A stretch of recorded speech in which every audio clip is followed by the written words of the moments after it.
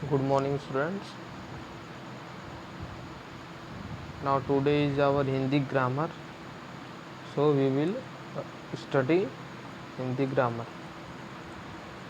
In our previous class, we are discussing about भाषा और व्याकरण। भाषा और व्याकरण पढ़ रहे थे, जिसमें मैंने आपको भाषा बताया था, लिपि क्या होता है, मौखिक भाषा क्या होता है, लिखित भाषा क्या होता है, बोली क्या होती है, भाषा परिवार क्या होते हैं, ये सब मैंने आपको बताया था पिछले वीडियो में। लिपि किसे कहते हैं, ये सब मैंने पिछले वीडियो में बताया। तो आइए हम लोग अब उसके आगे से स्टार्ट करते हैं। उसके आगे क्या है, मैंने पढ़ा दिया था लिपि किसे कहते हैं। अब हम स्टार्ट करते हैं भाषा तथा बोली में अंतर। भाषा जो होता है वो विस्तृत होता है, और जो बोली का क्या परिभाषा मैंने बताया था, बोली सीमित क्षेत्रों में बोली जाती है। उसके जो क्षेत्र है वो सीमित होती है। क्षेत्रीय लोग भी क्या बोलते हैं, बोली। क्षेत्रीय सीमित क्षेत्र में जो अपने लोग अपने वे में बात करते हैं, उसको बोलते हैं हम लोग बोली। हर क्षेत्र की अलग अलग बात करने का अलग अलग एक बोली होता है, डिफरेंट उनका बात करने का, उनके बोली में अंतर आ जाता है। तो क्या भाषा और बोली में अंतर होता है, आइए देखते हैं। बोली किसी भाषा का ही अंग होता है। भाषा का ही अंग होता है। किसी भी जो कोई भी आप भाषा ले लें, उसी में से वो बनता है बोली। भाषा का क्षेत्र विस्तृत होता है, जबकि बोली सीमित क्षेत्र में बोली जाती है। भाषा का, जैसे आप हिंदी भाषा ले लीजिए, ये आप यूपी, बिहार, एमपी, ये सब जगह हिंदी भाषा बोली जाती है। ठीक है, तो हिंदी भाषा का क्या हो गया, ये विस्तृत रूप हो गया। लेकिन इन्हीं जगहों पे जो है, कहीं कहीं जगह पे बोली भी बोली जाती है। जैसे यूपी की अलग बोली हो गई, यूपी में अलग अलग जगहों की अलग अलग बोली है, एमपी में भी अलग अलग जगहों की अलग अलग बोली है। तो ये कह रहा है कि भाषा का क्षेत्र सीमित होता है, विस्तृत होता है, जबकि बोली सीमित क्षेत्रों में बोली जाती है। बोली का प्रयोग बोल चाल में होता है, जबकि साहित्य की रचना भाषा में होती है। बोली का तो सिर्फ बोल चाल के लिए हम लोग बोली का प्रयोग करते हैं, लेकिन अगर हमको कुछ रचना, कुछ किताबें लिखनी हो या कुछ ऐसी चीज़ें लिखनी हो, जैसे सपोज़ करिए कि अगर आपको एक एप्लीकेशन ही लिखना हो स्कूल में सबमिट करने के लिए, या तो आप अंग्रेज़ी भाषा में लिखेंगे या तो हिंदी भाषा में लिखेंगे। हाँ, भोजपुरी भाषा में नहीं लिखेंगे, क्योंकि भोजपुरी तो एक बोली हो गई। तो यही चीज़ कह रहा है इसमें कि बोली का प्रयोग बोलचाल में होता है, जबकि साहित्य की रचना किसी बुक को लिखने के लिए, या कोई आप ऐसा ऑफिशियल वर्क कर रहे हैं, तो उसमें क्या करते हैं हम लोग, भाषा का प्रयोग करते हैं। भाषा का संबंध व्याकरण से होता है, जबकि बोली व्याकरण सम्मत नहीं होती। भाषा का संबंध व्याकरण से होता है। व्याकरण मतलब क्या, व्याकरण वह चीज़ है जिससे हमें भाषा का शुद्ध रूप और अशुद्ध रूप पता चलता है, लेकिन बोली में ये व्याकरण मायने नहीं रखती। इसमें व्याकरण हो चाहे ना हो, बस बोली में ये होता है कि हाँ, हमें सामने वाले की बात समझ में आ रही है। व्याकरण से हमें मतलब नहीं रहता। आइए आगे देखते हैं व्याकरण। व्याकरण क्या होता है।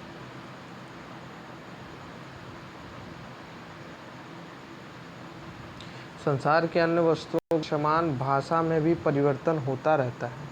अधिक परिवर्तन होने से भाषा को समझना कठिन हो जाता है। व्याकरण का कार्य भाषा में एक रूपता में शुद्धता बनाए रखता है। तो व्याकरण क्या करता है, भाषा की शुद्धता को बनाए रखता है। कौन सा शुद्ध रूप है, कौन सा अशुद्ध रूप है, हम किससे जान लेंगे, हम व्याकरण से जान लेंगे। तो इस लिए कहा गया है कि व्याकरण वह शास्त्र है जिसमें हमें भाषा के शुद्ध अशुद्ध रूपों का बोध होता है। भाषा का कौन सा शुद्ध रूप है, कौन सा अशुद्ध रूप है, कौन सा गलत है कौन सा सही है उससे हमें व्याकरण से ही पता चलता है। एक उदाहरण के लिए जैसे मैंने कह दिया कि मैंने पुस्तक पढ़ा, एक वाक्य है, ध्यान देना बच्चों, मैंने पुस्तक पढ़ा।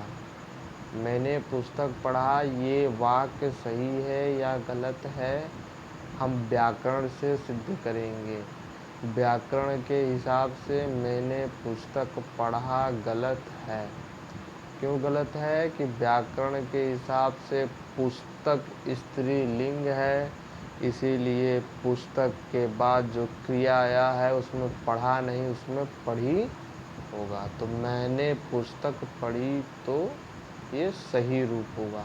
तो ये जो स्त्रीलिंग पुल्लिंग ये सब क्या है, ये व्याकरण ही है। ये कैसे हमको पता चलता है, ये व्याकरण से पता चलता है कि भाषा शुद्ध है या अशुद्ध है, वाक्य शुद्ध है या अशुद्ध है। इसीलिए यहाँ पे लिखा हुआ है कि व्याकरण वह शास्त्र है जिसमें हमें भाषा के शुद्ध अशुद्ध रूपों का बोध होता है।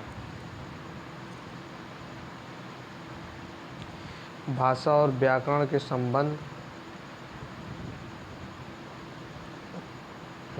भाषा और व्याकरण के संबंध,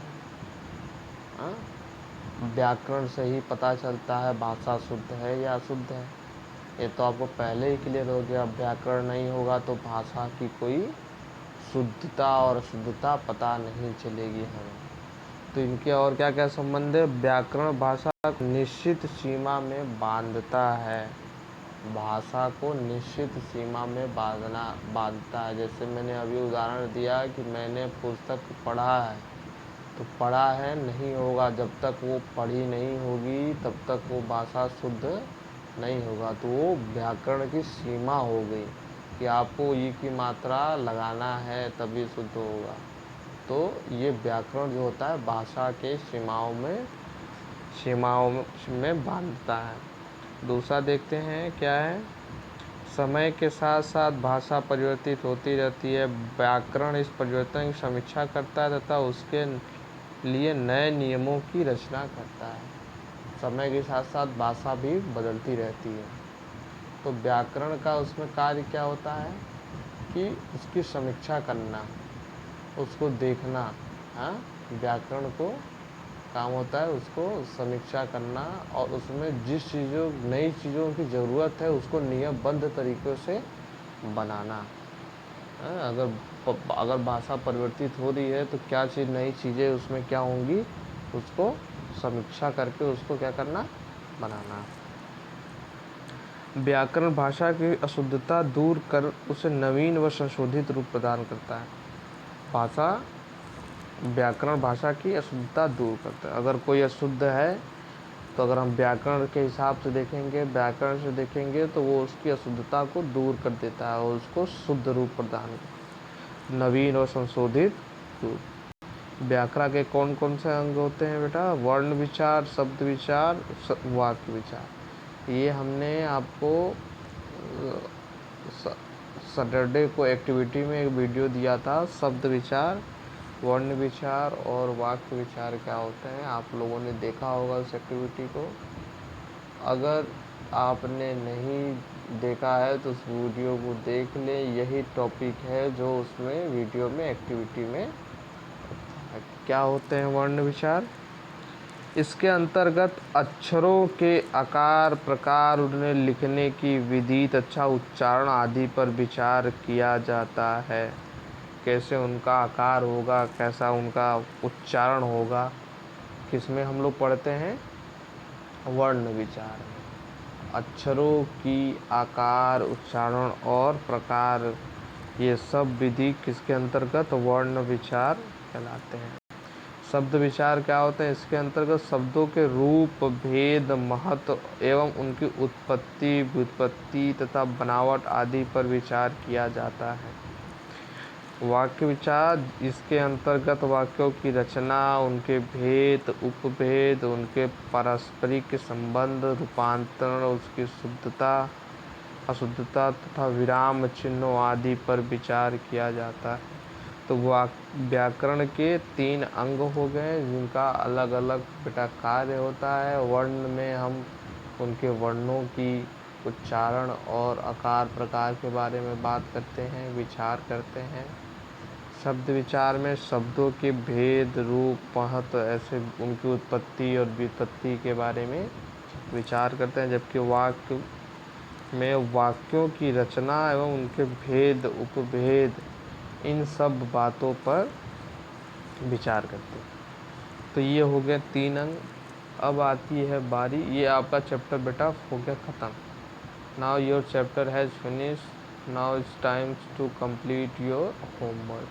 होमवर्क में मैं क्या दूंगा? होमवर्क में पिछली बार होमवर्क में मैंने बोली किसे कहते हैं यहाँ तक दिया था, अंग तक। अंग तक मैंने होमवर्क में दिया था, इसलिए इस बार आप अंग के बाद है च, छ, ज। कितने प्रश्न हुए बेटा? 3 हो गए। 1 2 3 प्रश्न और उचित शब्दों द्वारा रिक्त स्थानों की पूर्ति करो। ये 3 प्रश्न और ये फिलिंग द ब्लैंक्स मैं आपको दूंगा। ये आपको होमवर्क में करना है। फिलिंग द ब्लैंक्स बहुत इजी है बेटा। आप एक बार पढ़ेंगे या वीडियो सिर्फ देख लेंगे तो ही फिलिंग द ब्लैंक्स आप फिल कर लेंगे, ठीक है। और प्रश्न उत्तर आप देख के जो है बुक तो है नहीं आपके पास, इसलिए वीडियो से देख के जितना समझ में आया है खुद से अपने ही शब्दों में लिखने का प्रयास करें, ठीक है। चलिए, थैंक यू सो मच। तो होमवर्क क्या हो गया आपके? प्रश्न उत्तर करना है अंग के बाद वाले और रिक्त स्थानों की पूर्ति करना है। रफ कॉपी पे करेंगे, फेयर कॉपी पे नहीं करेंगे। अब फेयर कॉपी पे जब करना होगा मैं आपको बताऊंगा। अभी आप ये होमवर्क रफ कॉपी में करें। Thank you so much.